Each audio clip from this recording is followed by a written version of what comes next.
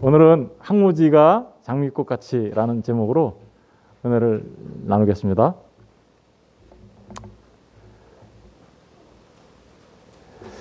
오늘 본문 창세기 12장 5절 말씀을 보니까 아브라함이 그의 아내 사레와 조카 롯과 하란에서 모은 모든 소유와 얻은 사람들을 이끌고 가나안 땅으로 가려고 떠나서 마침내 가나안 땅에 들어갔더라. 이렇게 기록하고 있죠. 아브라함이 갈대아 우르 지역을 떠나서 하란에 머물러 있었지만 하란에서 아버지 데라가 죽자 다시 하나님께서 지시한 그 땅으로 갑니다.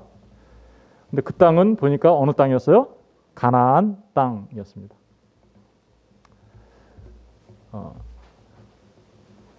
가나안 땅으로 왜 하필이면 아브라함과 사레가 들어갔을까? 왜 하나님은 아브라함과 사레를 가나안 땅으로 인도하셨을까? 라는 부분에 대하여 이제 우리가 생각해 보기 전에 아브라함이 가나안 땅에 도착했다라는 그 의미가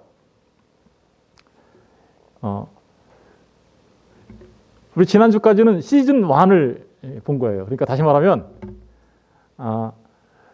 하나님의 백성들이 하나님의 창세전의 택하심과 그리고 시간 속에서 역사 속에서 부르셔서 하나님의 백성으로 불러내시죠. 바벨론에서 불러내십니다. 불러내셔서 마침내 어디에 도착하게 하시는 거예요? 가나안 땅에. 다시 말하면 세상에서 불러내어 하나님 나라로 인도하신다라는 내용이 우리가 드라마로 치면 시즌 1인 거예요. 이게 모든 하나님의 백성들한테 나타나는 일이죠. 예수를 믿는 사람들은 세상에 속해 있었어요. 그런데 그들에게 아브라함과 같은 그런 여러 다양한 삶을 살았지만 어찌되었든 그 갈대아 우르에서 불러내셔서 하나님의 나라로 이렇게 옮기시는 거죠. 예수를 믿는 사람들은 바로 그렇게 옮겨진 사람들입니다. 그래서 마침내 가나안 땅에 도착하게 됐다라는 아브라함의 삶과 같이 우리 역시도 이미 어디에 도착한 거예요? 가나안 땅에 도착한 거예요. 그런데 이 가나안 땅에 도착했다라는 것은 전체적인 우리의 구원의 여정을 보여주고 있기는 하지만 가나안 땅에 도착한 아브라함의 인생에 또다시 이제 새로운 시즌 2, 그죠? 하나님의 백성이 된 사람들은 이 땅에서 시간 속에서 살면서 어떤 삶을 살게 될 것인가를 이제 보여주기 시작하는 거죠. 그게 오늘 이제 본문의 말씀으로부터 시작되는 거예요.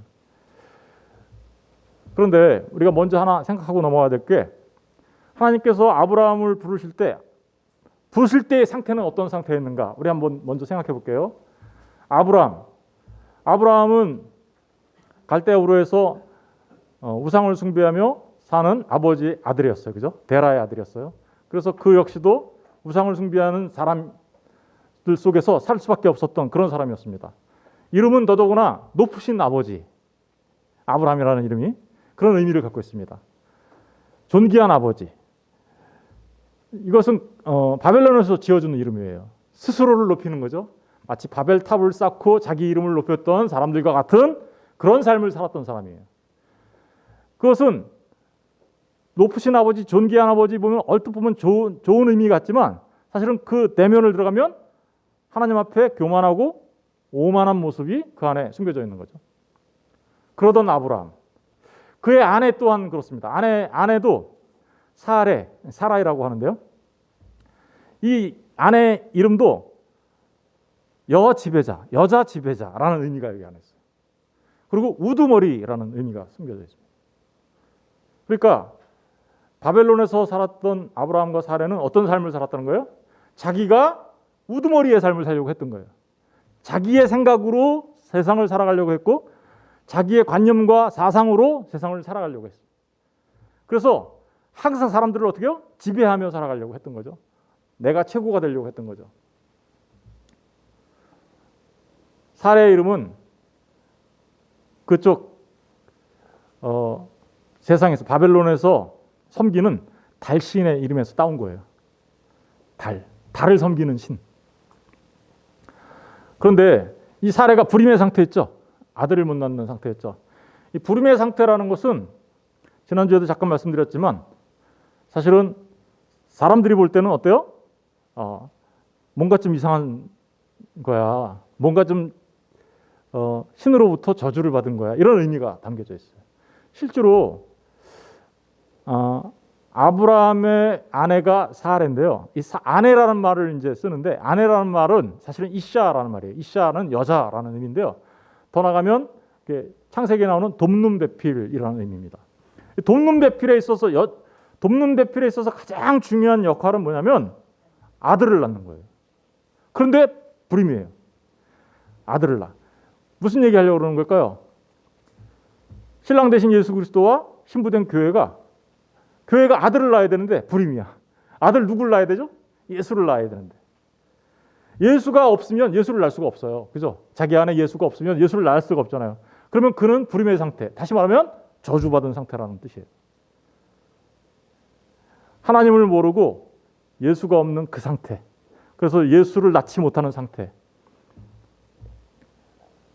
그런 상태에 있던 아브라함과 사레가 도착한 곳이 어디라고요? 가나안 땅이었더라. 하필 왜 가나안 땅일까? 네. 왜 하필이면 가나안 땅일까? 여러분, 가나안이라는 이 말은 어디서 나온 건가요? 사실은 노아의 아들이 있죠. 셈, 함, 야벳이라고 이렇게 아들이 있죠. 근데 노아가 술이 취했을 때 그걸 벌거벗은 것을 드러냄으로써 저주를 받은 사람이 있죠. 그 누구죠? 함. 그 함의 자손 중에 자손이 누구예요? 가나안이에요. 가나안은 그러니까 노아로부터 저주를 받은 그런 이름이에요. 그죠? 그 저주받은 땅. 그죠? 거기가 가나안이에요. 근데 이 가나안이라는 말은 함의 아들 가나안이라는 의미만 있는 게 아니라 또 다른 의미가 있어요. 잘 생각해 보십시오. 가나안이 어딘가? 자, 갈대아 우르 지역에서 아브라함이 불림을 받았어요. 그래서 갈대아 우르 여기가 지금 현재는 남쪽 지역은 이라크고요, 북쪽은 이란입니다. 거기서 강이 두 개가 있죠. 이렇게 하나 위에 게 티그리스 강이고 밑에 게 유프라테스 강이에요. 그래서 유프라테스 강을 따라서 쭉 하란까지 갔었어요. 거기서 데라 아버지가 죽자 하란에서 어디로 내온 거예요? 가나안 땅까지. 여기 아브라함이 이제 사레와 롯과 거기서 가지고 있는 많은 재물들과 사람들을 데리고 내려온 거죠. 가나안 땅. 해필이면 왜 가나안 땅이었을까? 우리가 생각해 봐야 되겠죠. 이 모든 여정은 예수를 믿고 구원받아 가나안에 이르게 된 우리 모든 사람들을 얘기하고 있는 거죠. 우리 각자가 다 갈대아 우르에 살았었어요. 근데 거기서 불림을 받아서 예수님을 믿고 이제 가나안 땅에 이르게 된 거예요. 우리 이 땅에 지금 살고 있죠. 그런데 우리가 지금 뭘 살고 있어요? 우리 어디 속해 있어요? 우리는 하나님 나라의 백성이죠. 우리의 신분은 하나님 나라 백성으로서 하나님 나라에 이미 당도한 사람으로서 이 땅에서 살아가고 있는 거예요. 그런 내용을 지금 얘기한 겁니다. 이 모든 여정이. 그런데 그게 시즌 1 끝났고 이제 시즌 2 다시 시작되는데 거기서 시즌 2는 그렇게 도달한 사람들이 어떠한 삶을 살아가게 될 것인가? 예수 믿은 사람들이 이 땅에서 하나님의 백성이지만 하나님의 사람이지만 이 세상 바벨론 같은 곳에 아직도 남아있는 이들, 사실 하나님이 우리를 구원했으면 당장에 하나님 나라로 탁 옮겨가 버리면 얼마나 좋을까요? 그죠? 좋아요? 예. 아멘 하신 분들, 예. 얼마 남지 않았습니다. 예. 그런데 하나님이 이곳에 남겨놓는 이유가 있다라는 거죠. 그래서 가나안 땅으로 이렇게 몰아넣으신 거예요. 왜 가나안 땅으로 몰아넣었을까? 생각해 보겠다라는 거죠. 가나안은 캐나안이라고 하는데요. 이 가나안이란 말은 아까 노아의 그러니까 아들 함의 아들 그 가나안이라는 의미도 있지만 이 가나안이라는 말이 나와 있는 그 근본적인 그 출처를 파보면 카나라는 말에서 나왔어요. 카나. 이 카나라는 말은 의미가 낮은 땅, 이런 뜻입니다. 낮은 땅. 좀 더 깊이 들어가 보면 겸손한이라는 의미가 들어있어요. 겸손한. 험불이죠. 그리고 더 깊이 들어가면 진압하다. 뭔가 진압됐어요. 감정을 가라앉힌 상태. 그리고 쇠퇴하고 몰락했어요. 쇠퇴하고 몰락한 상태. 낮추고 떠 있다가 착륙한 상태. 그리고 격추당했어요. 격추당했어요. 어떻게 되는 것 같아요? 한마디로 말하면 높은 곳에 있었던 어떤 것들을 낮추는 의미가 있죠. 복종. 이런 의미가 담겨져 있는 땅이 어디예요? 가나안 땅입니다.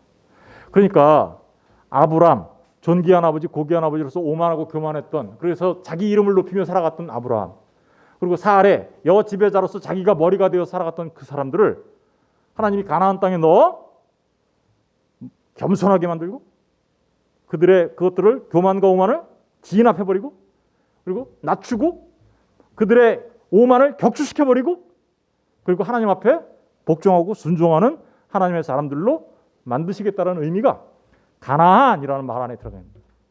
가나안. 결국 아브라함은 아브라함이 되죠. 그죠? 그리고 여러 민족의 아버지가 됩니다. 사레는 사라가 되어서 마침내 어떻게요? 아들을 낳죠. 이삭. 예. 불임의 저주에서 어떻게요? 아들을 낳는.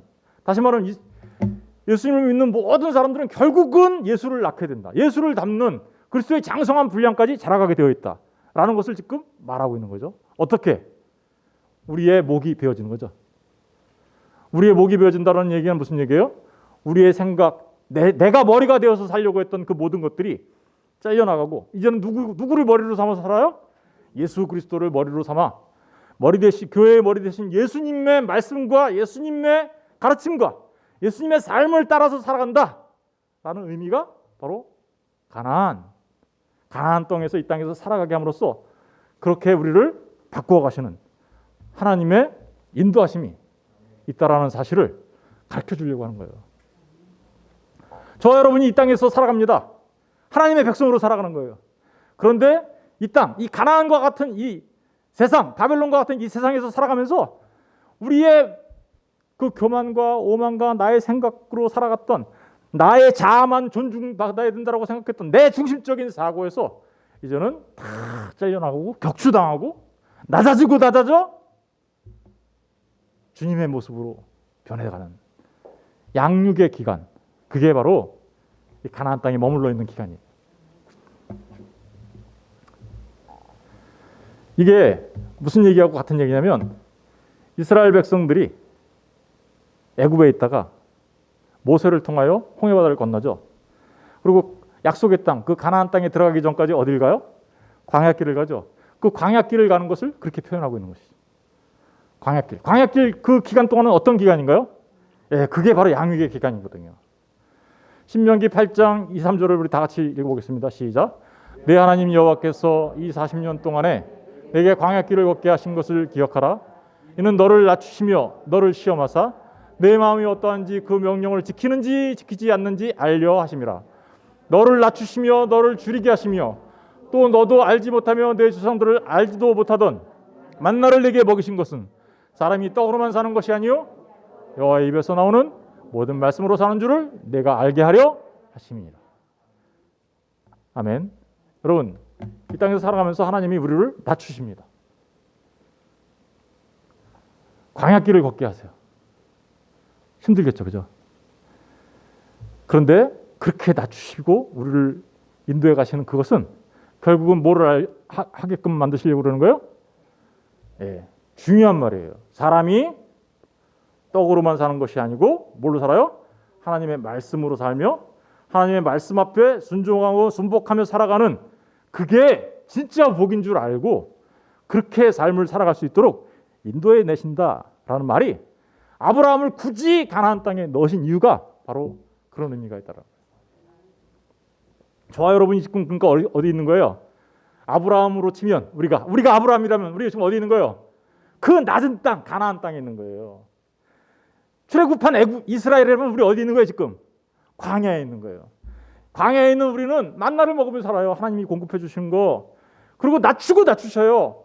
그러면서 마침내 내가 살아가는 것은 이 세상의 떡으로 사는 게 아니라 하나님의 말씀으로 사는 거구나. 내가 하나님 앞에 내 생각 다 죽고 하나님의 말씀, 하나님의 생각으로 살아가는 거구나. 그게 생명의 길이구나. 그게 진짜 복된 길이구나. 그래서 하나님의 말씀 앞에 순종하며 살아가야지. 이거 가르쳐 주시려고 그러신 거예요.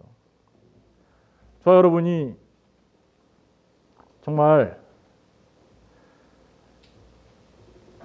이 땅에서 살아가는 날들 동안에 하나님이 자꾸만 낮추시는 일이 있어요?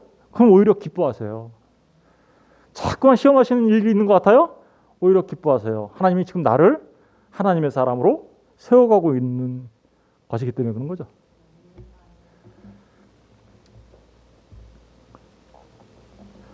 창세기 12장 오늘 본문 6절 7절을 보니까 그렇게 가나안 땅에 들어간 아브라함이 가나안 땅에 들어가서 제일 처음에 당도한 곳은 세겜 땅 모래 상수리 나무였습니다.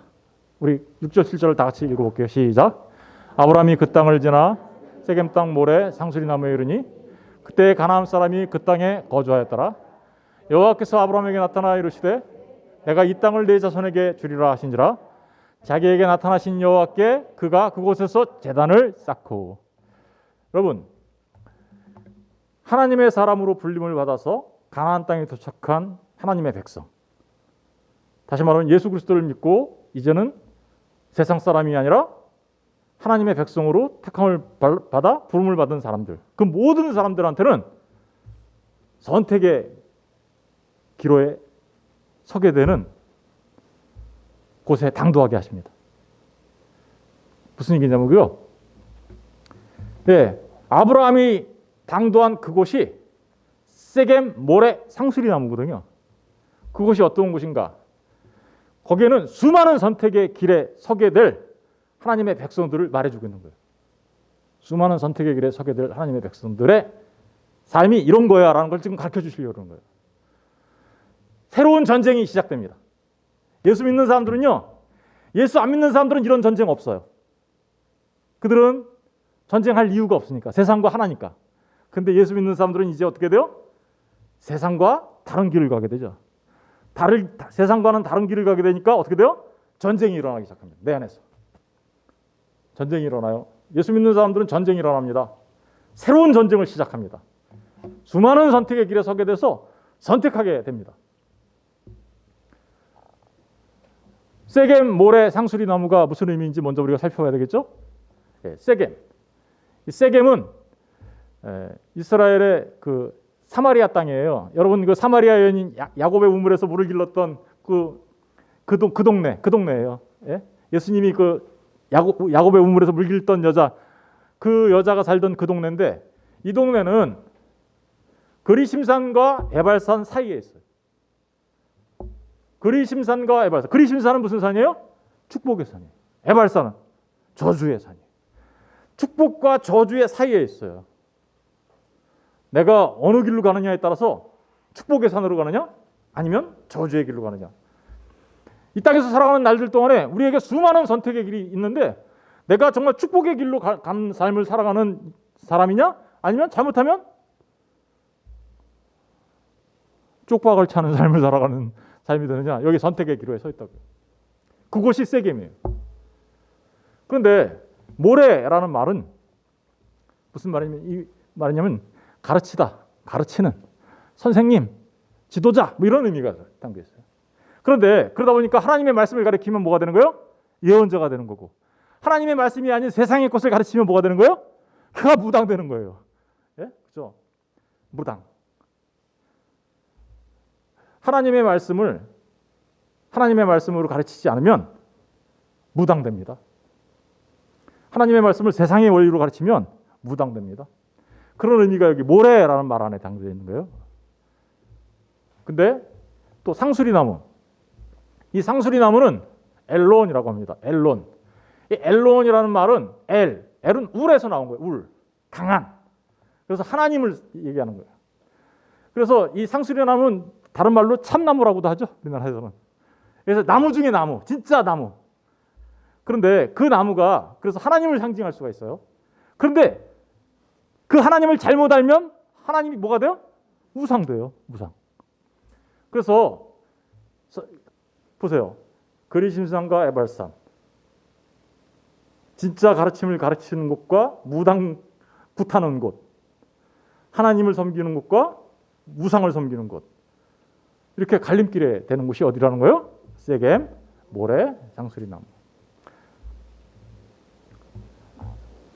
그런데 아브라함이 당도했을 그때는 여기가 어떤 곳이었을까요? 어떤 곳이 되어버렸을까요? 예.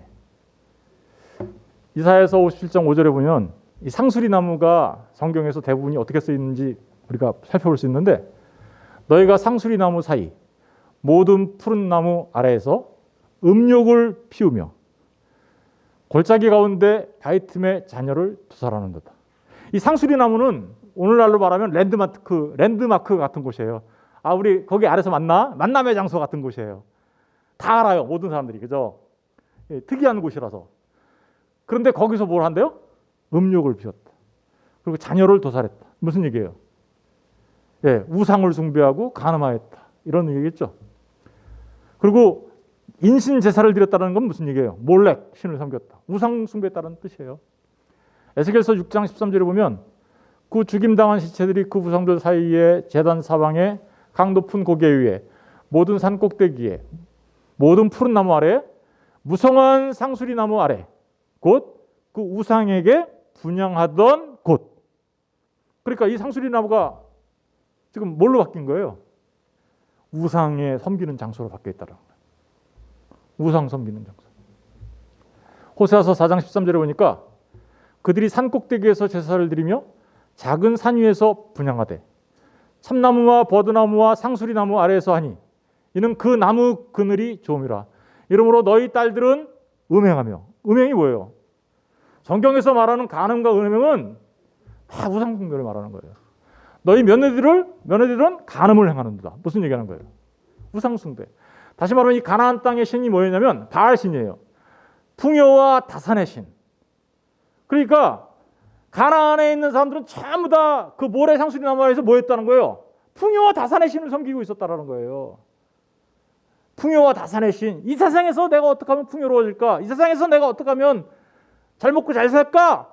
그러니까 그 신을 이용해서 나는 잘 먹고 잘 살면 돼 라는 그곳이 바로 세겜, 모래, 상수리 나무. 근데 거기에 누가 도착한 거예요 지금? 아브라함이 도착한 겁니다. 거기에 지금 누가 도착한 거예요? 저와 여러분이 도착한 거예요. 예수 믿는 사람들이 거기에 도착한다니까요. 그래서 유혹이 와요. 너 하나님을 우상을 섬기는 풍요의 신, 다산의 신, 바알 신으로 섬길래? 아니면 정말 하나님으로 섬길래?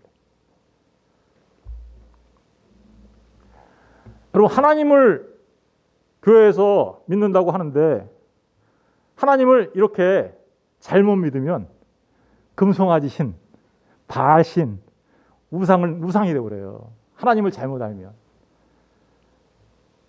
하나님을 이용해서 나의 욕심을 채워야지. 그러면 여러분들은 세겜 상수리 나무 아래에서 절하는 거예요. 그런데 아브라함은 그러지 않았습니다. 그렇죠? 아브라함은 어떻게 했어요? 아브라함의 선택과 승리를 한번 볼게요. 여호와께서 아브라함에게 나타나 이르시되 내가 이 땅을 내 자손에게 주리라 하신지라. 자기에게 나타나신 여호와께 그가 그곳에서 뭘 쌓았다고요? 제단을 쌓고 거기에서 베델 동쪽 산으로 옮겨 장막을 치니 서쪽은 베들이요 동쪽은 아이라. 그가 그곳에서 여호와께 제단을 쌓고 여호와 이름을 부른다니. 세겜 모래 상수리 나무 아래 지역에 도착한 아브라함은 그곳에서 우상을 숭배하는 길로 간 게 아니라 하나님의 약속의 말씀을 붙잡죠. 이 땅을 내 후손에게 주리라고 하신 그 하나님의 약속의 말씀을 붙잡고 그곳에서 뭘 쌓아요? 하나님께 제단을 쌓습니다. 그곳에서 하나님께 제단을 쌓았다는 건 예배자가 되었다는 뜻이에요. 저와 여러분 모두가 예수 그리스도를 믿는 저와 여러분 모두가 똑같은 이런 위기에 처할 수 있고 이러한 선택의 기로에 설 수 있는데 그때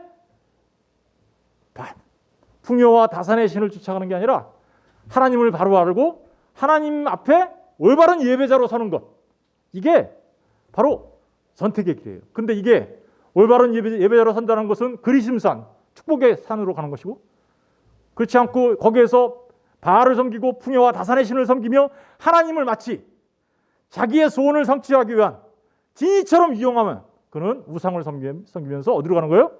저주의 산으로, 에발산으로 가는 거지. 아브라함이 지금 어디 서 있어요? 베델과 아이 사이에 서 있어요. 그죠? 또, 그죠? 베델은 뭐예요? 하나님의 집이죠. 아이는 무너진 땅, 황폐한 이런 의미예요. 무너져 버렸어요. 그러니까 하나님의 집과 이 사이에 서 있어요. 또, 그죠? 근데 거기서 지금 뭐 하고 있어요? 여러분, 서쪽에 뭐가 있어요? 정막에 보면 서쪽에 뭐가 있어요? 지성소가 있죠. 그러니까 베델은 하나님이 계신 곳. 동쪽 아이는, 여러분, 에덴의 동쪽으로 가면 어디로 간다 그랬어요? 하나님을 떠나가는 거라 했죠. 이 갈림길에 서 있잖아요. 지금 아이로 갈 것인가, 베델로 갈 것인가. 그죠? 근데 거기에서 아브라함은 어떻게 해요? 하나님 앞에 여호와께 제단을 쌓고 누구의 이름을 불렀어요? 여호와의 이름을 불렀더라. 누구 같아요? 가인에 의해서 죽었던 아벨 대신 하나님이 누굴 주죠? 셋을 주시죠. 그 셋이 나온 아들의 이름이 뭐죠? 에노스. 에노스가 뭘 불렀어요? 여호와의 이름을 불렀더라. 바로 아브라함이 지금 똑같이 하고 있죠. 여러분, 우리 믿음의 선배들은 이렇게 세상의 풍요와 다산의 신을 섬기는 우상을 섬길 것이냐, 아니면 정말 하나님의 약속의 말씀을 붙잡고 하나님께 예배하며 나가는 참된 하나님의 사람으로 설 것이냐 하는 이 기로에서 항상 그들은 하나님 앞에 예배하는 예배자로 서서 하나님을 부르며 나아갔던 사람들이었습니다. 이런 사람들이 바로 믿음의 승리자인 것이죠. 아브라함만 그런 거 아니에요. 야곱도 그랬어요.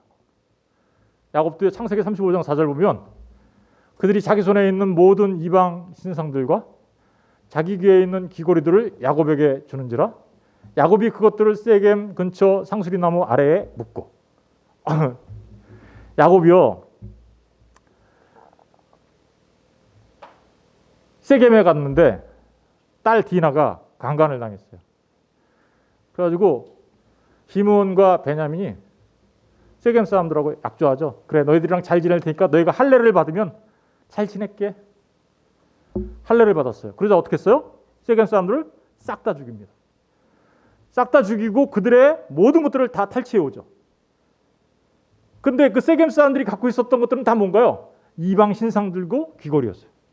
여러분, 요즘의 귀걸이는 별 의미 없죠? 그냥 이쁘게 보이려고 하는 귀걸이죠. 근데 당시에는 이게 다 신을 섬기는 것들이에요. 우상을 섬기는 것을 상징하고 있는 것들이에요. 귀걸이. 그러니까 그 이방 신을 섬기고 이방 신을 섬기는 귀걸이 이런 것들을 다 걷어서 어떻게 했다는 거예요? 야곱이 그것들을 세겜 근처 상수리 나무. 여기 어디 상수리 나무일까요? 저 나무가? 아브라함 때부터 내려온 그 상수리 나무. 그 나무예요. 그 상수리 나무에 가서 어떻게 했대요? 그것들을 싹 다 묻어버렸다. 무슨 뜻이에요? 우리는 우상 안 섬겨. 우리는 하나님만 섬겨. 아브라함이 그랬고 야곱이 그랬습니다. 여호수아도 그랬어요. 여호수아 24장 26절. 여호수아가 이 모든 말씀을 하나님의 율법책에 기록하고 큰 돌을 가져다가 거기 여호와의 성소 곁에 있는 상수리 나무 아래에 세우고. 여러분, 이게 돌을 세웠다라는 것은 이 돌을 세웠다라는 것은 이게 기둥을 세웠다라는 얘기거든요. 이 기둥을 세웠다라는 것은 스타우로스라고 해요. 이 기둥을 세운다.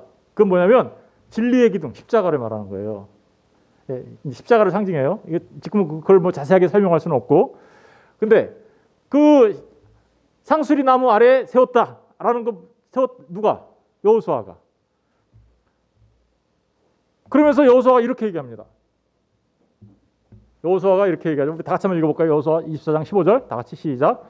만일 여호와를 섬기는 것이 너희에게 좋지 않게 보이거든 너희 조상들이 강 저쪽에서 섬기던 신들이 또는 너희가 거주하는 땅에 있는 아모리 족속의 신들이든지 너희가 섬길 자를 오늘 택하라. 오직 나와 내 집은 여호와를 섬기겠노라 하니. 아브라함이 이렇게 얘기한 거예요. 그래. 여호수아가 이렇게 얘기하는 거죠. 여호수아가 죽을 때가 됐어요. 이제 그래서 이스라엘 백성들을 모아놓고 아까 그렇게 상수리나무 아래 기둥을 쳤는데 이스라엘 백성들을 모아놓고 이렇게 얘기하는 거죠. 너희들 오늘 택해라.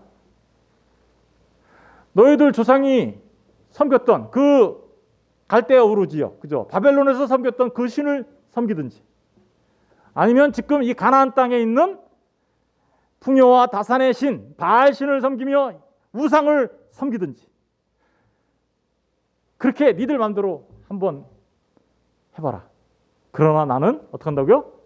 오직 나와 내 집은 여호와를 섬기겠노라.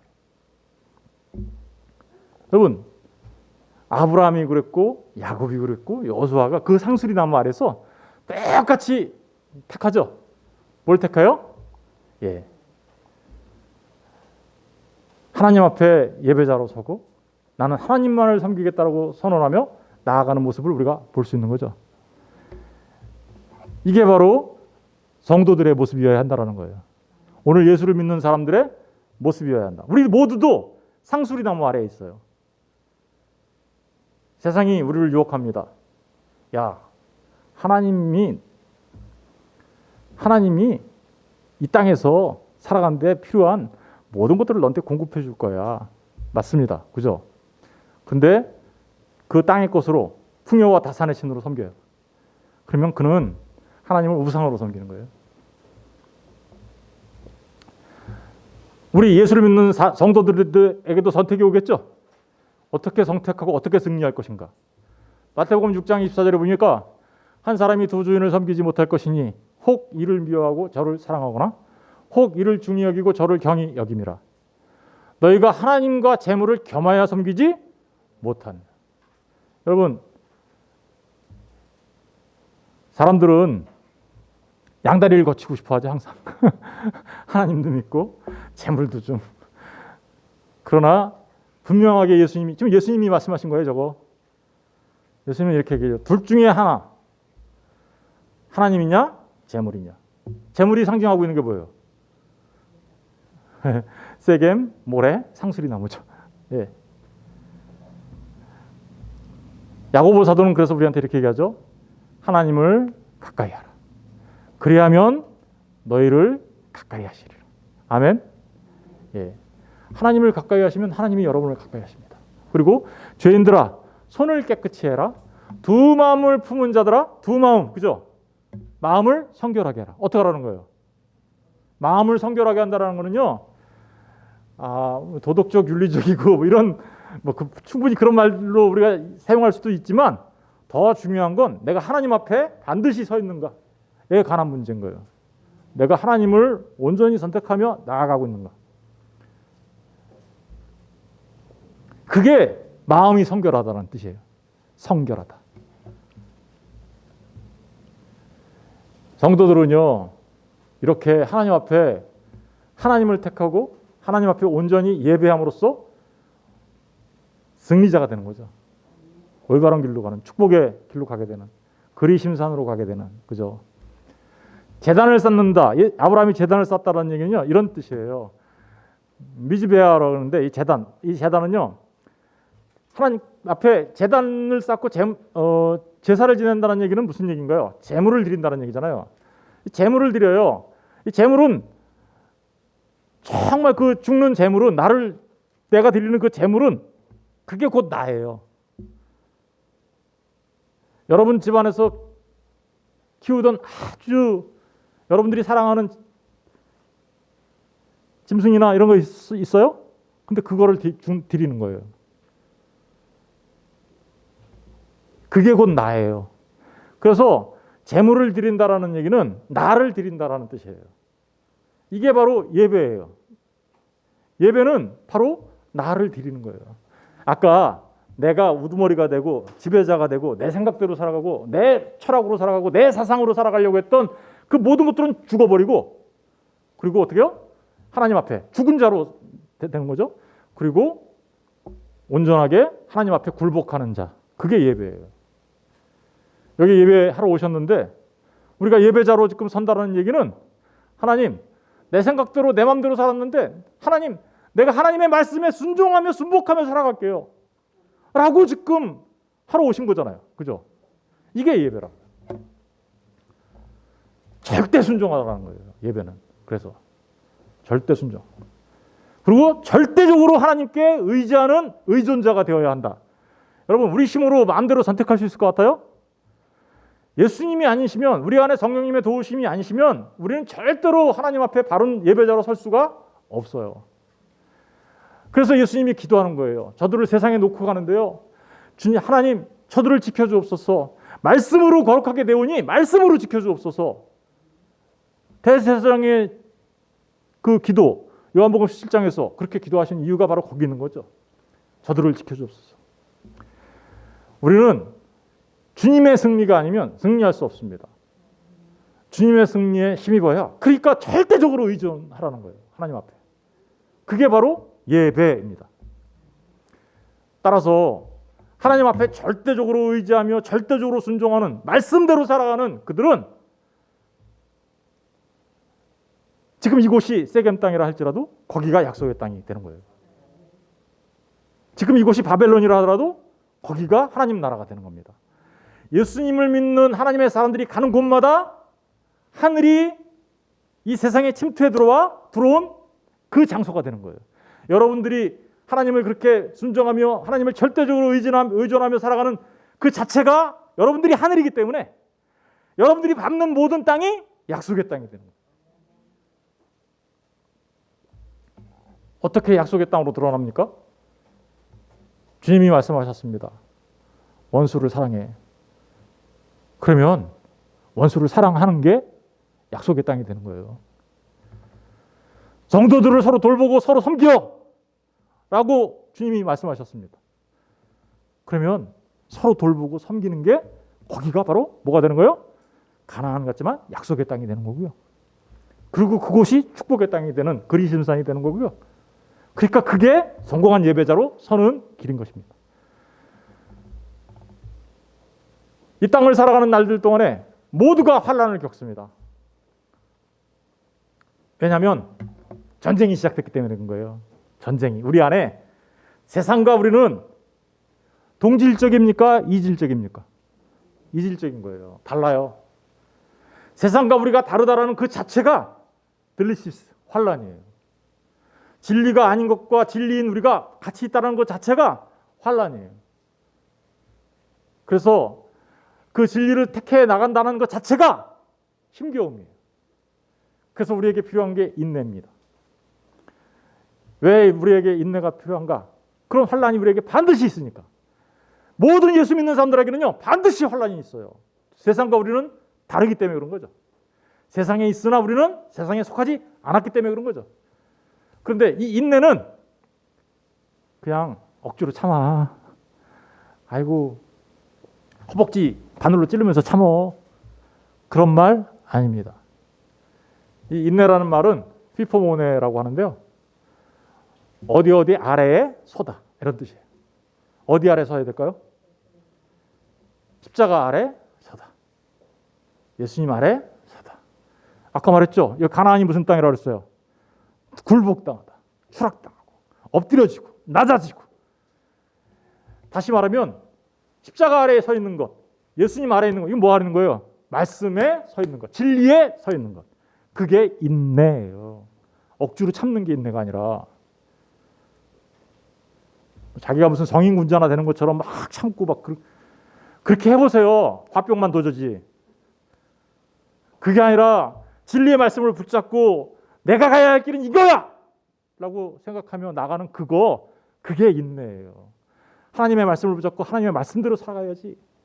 내가 주님 아래에 있어야지. 주님이 나를 통치하게끔 하셔야지. 주님 나를 다스려 주옵소서. 내가 주님의 말씀대로 순복하며 살아가겠습니다. 이게 인내예요. 피포모네.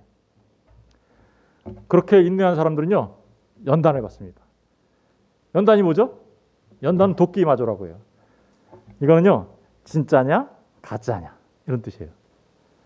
여러분, 진짜 인내한 사람이 진짜일까요, 가짜일까요? 그 사람이 진짜겠죠. 도끼 맞아, 진짜로 드러난다라는 거예요. 그 환난을 당하는 그들이, 세상과 이질적이어서 환난을 당하는 그들이 예수님의 그 진리의 말씀을 붙잡고 순복하며 순종하며 주님만 의지하며 살아갈 때, 그들은 진짜 마치 금이 풀무불에 들어가서 순금이 되어서 나와서 진짜 금 되듯이, 그게 연단이거든요. 그렇게 되듯이 진짜로 드러나는 거야.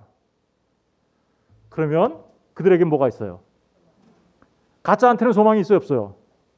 가짜한테는 가짜 소망이 있겠죠. 착각의 소망이 있겠죠. 그러나 진짜에게는 진짜 소망이 있는 거죠. 바로 그게 지금 우리가 이 땅에서 예배자로 살아가는 예배자의 모습인 거예요. 로마서 12장에 가서 보면 너희 몸을 산 제물로 드려라. 그게 너희들이 하나님께 드려야 될 영적 예배야. 하나님이 기뻐하시고 온전하신 뜻이 무엇인지 이 세상 가운데 살면서 분별하며 살아가. 그죠? 분별하며 살아가는 그 선택의 길. 그게 예배자로서의 삶입니다. 그게 수많은 선택의 길 가운데서 승리하는 승리자의 삶인 것이죠. 저와 여러분 모두가 우리 자신들을, 그러니까요, 예수 믿는 사람들은요, 자기 몸을 하나님 앞에 헌신하는 거예요. 헌신한다고 하니까 우리가 흔히 생각하는 그런 모습을 생각하시면 안 돼요. 내가 늘 진리 가운데 거하며 하나님 주님과 함께 동행하며 살아간다는 그런 의미예요, 이게. 여러분, 저와 여러분 모두가 진짜 우리 자신들의 몸을 산제물로 드리는 진짜 예배자가 되시길 주의 이름으로 축원드립니다. 이제 마지막으로 창세기 12장 9절에 보니까 아브라함이 어디로 갔대요? 점점 남방으로 갔더라.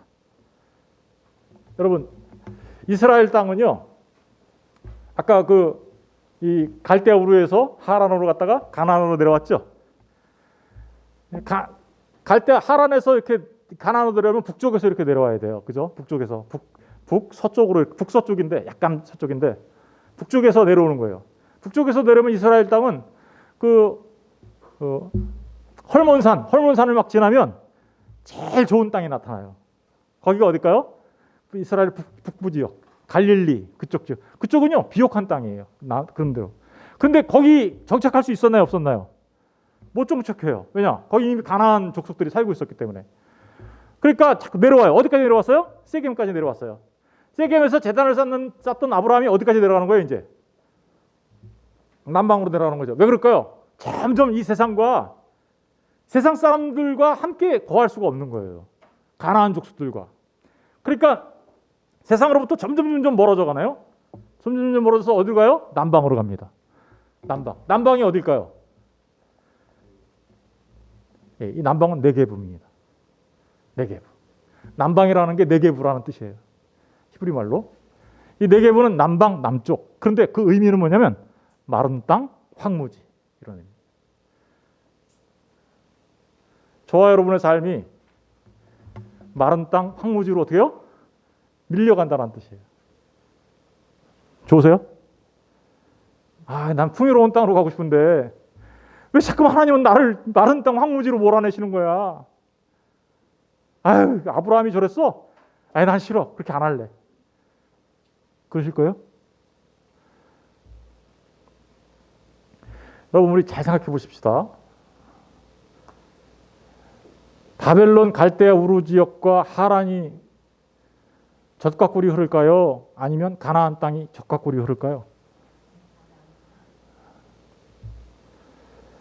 애굽에 나일강이 있는 애굽이 젖과 꿀이 흐를까요? 아니면 아브라함이 도착한 가나안 땅이 젖과 꿀이 흐를까요? 우리가 볼 때는 어디가 더 좋아요? 여러분, 티그리스강, 유프라테스 강이 있는 거기는 4대 문명의 발상지예요. 왜 그렇게 좋아요? 왜 서울의 집값이 비싸요? 한강이 있어서 그래요. 거기가 더 훨씬 비옥한 땅이에요. 그렇죠? 나일강이 있는 애굽은 어때요? 가나안에 비하면 엄청나게 비옥한 땅이에요.